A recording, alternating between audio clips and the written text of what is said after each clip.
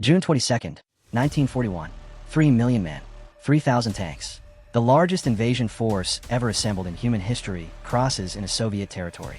Within 6 months, they would reach the gates of Moscow. But by 1945, the swastika would be flying over the Reichstag in ruins. What went so catastrophically wrong? The answer will shock you. Intrigue build. 0:15 to 1 o'clock. Welcome back to the channel. Today we're dissecting Operation Barbarossa, the invasion that doomed Nazi Germany before a single American soldier set foot in Europe. And here's what makes this absolutely fascinating. Hitler's generals warned him. His intelligence officers showed him the numbers. Even his own ideology should have told him this was suicide. But he invaded anyway. By the end of this video, you'll understand why Operation Barbarossa wasn't just a military defeat. It was the single biggest strategic blunder of the 20th century, and the decisions made in those first crucial weeks guaranteed Germany's destruction. Before we dive into the Eastern Front, hit that subscribe button and turn on notifications. We're covering the most pivotal moments of World War II. And trust me, the battles we have coming up are absolutely mind-blowing. Now, let's talk about how Hitler lost the war. Main narrative, Section 1, the plan. Operation Barbarossa wasn't improvised. It was meticulously planned for over a year. The German High Command designed a strategy based on their stunning success in France. They called it Blitzkrieg, lightning war. Hit hard, hit fast, encircle the enemy, and force surrender before they can organize a defense. The plan was elegant in its simplicity. 3 massive army groups would strike simultaneously. Army Group North would drive to Leningrad. Army Group Center would smash through Belarus and take Moscow. Army Group South would capture Ukraine and its vital industrial resources. The entire Soviet Union would collapse within 12 to 16 weeks before winter arrived. Hitler and his generals believed the Soviet military was weak, poorly led, and demoralized after Stalin's purges had executed thousands of experienced officers. They saw the Soviet Union as a rotting structure that would collapse with one solid kick. Intelligence estimated the Soviets had about 200 divisions. Destroy those, and victory was assured. Here's the first fatal mistake. Those intelligence estimates were catastrophically wrong. The Soviets actually had over 400 divisions, with millions more men in reserve. But by the time German commanders realized this, they were already hundreds of miles deep into Soviet territory with winter approaching. Transition with engagement. And if you're finding this strategic breakdown fascinating, let me know in the comments which aspect of Operation Barbarossa you want to explore deeper. The tank battles? The siege of Leningrad? The battle for Moscow? Your comments shape what we cover next, so drop your thoughts below. Main narrative, Section 2. The initial success and the trap. The invasion began at 3:15 a.m. on June 22nd, 1941, without a declaration of war. Along an 1,800-mile front, 3 million Axis soldiers, 600,000 vehicles, and 700,000 horses surged forward. Yes, horses. Germany's mechanized army was actually heavily dependent on horse-drawn logistics, a fact that would prove disastrous. The initial results were stunning. Soviet forces, caught completely by surprise despite numerous warnings Stalin had ignored, were encircled and destroyed in massive pockets. In the first 8 weeks, Germany captured over 3 million Soviet prisoners. Army Group Center advanced 450 miles. Cities fell like dominoes. It looked like France all over again. But here's what the Germans didn't understand. Space. France was small. You could conquer in weeks. The Soviet Union was vast beyond comprehension. Every mile the Germans advanced stretched their supply lines longer and thinner. Every destroyed Soviet division was replaced by 2 more. The Soviets were trading space for time, and time was something Germany didn't have. Then came the crucial strategic debate that would determine the war's outcome. Should they drive straight for Moscow, the Soviet capital and transportation hub?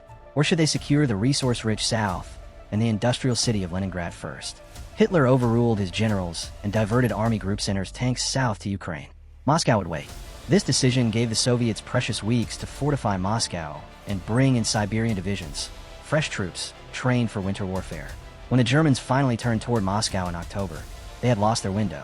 The autumn rains turned roads into impassable mud. Then came winter.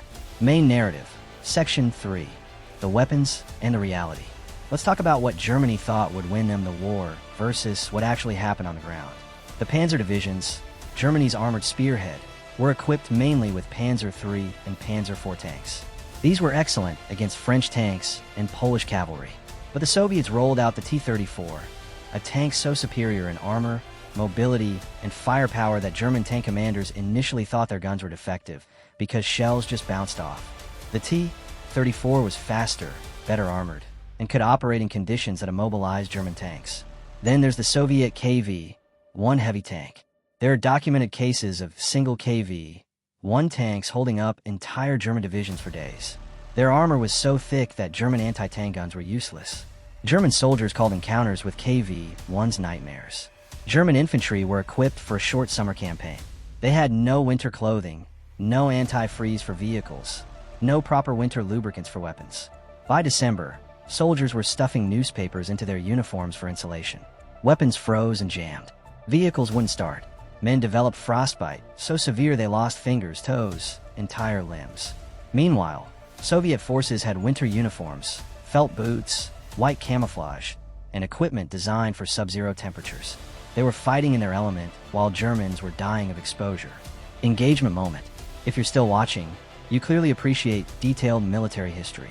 Show your support by dropping a comment with Barbarossa and tell me what surprised you most about this operation.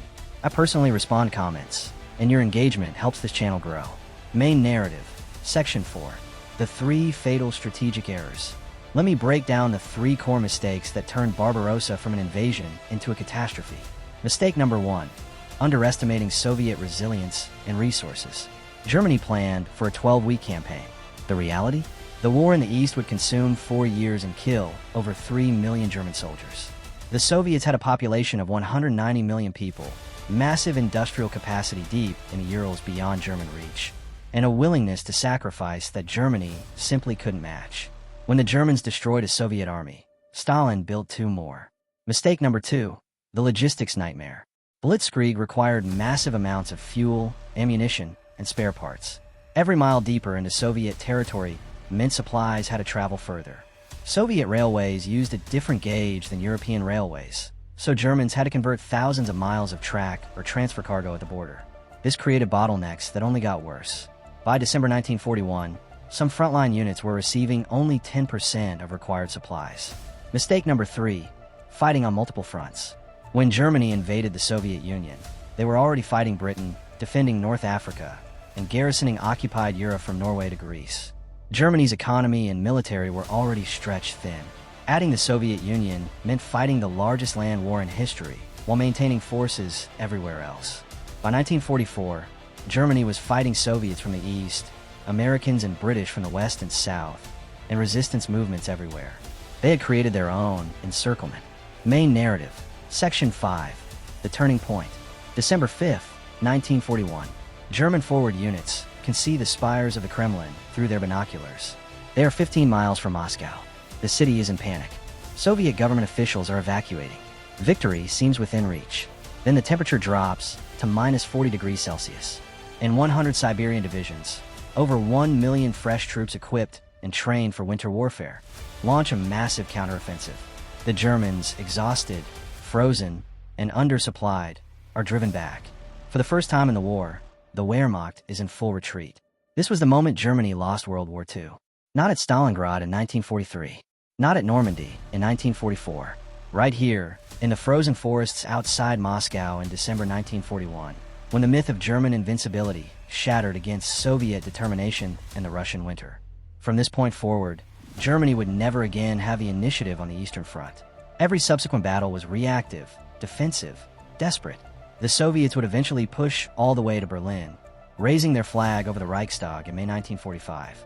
Closing section, the lessons.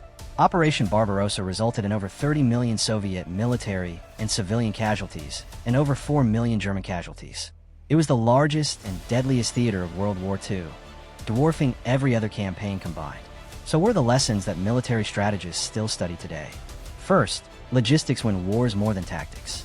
Second, underestimating your enemy is fatal. Third, fighting a 2-front war is strategic suicide. And fourth, geography and climate are forces as powerful as any army. Hitler believed ideology would overcome reality. He thought racial superiority would defeat Soviet numbers and willpower. He gambled Germany's entire future on a single campaign and lost everything. Operation Barbarossa didn't just fail. It guaranteed Nazi Germany's complete destruction. Final call to action. If this deep dive into military strategy and historical analysis resonated with you, you absolutely need to subscribe to this channel right now. Click that button, turn on all notifications, because we're not done with World War II. Not even close. Next week, we're covering Stalingrad, the battle that turned the Eastern Front into Hitler's graveyard. It's even more brutal, more strategic, and more fascinating than what you just watched. Here's what I need from you. Go to the comments right now and tell me which Eastern Front battle you want covered after Stalingrad. Kursk, the Siege of Leningrad, the Battle of Berlin.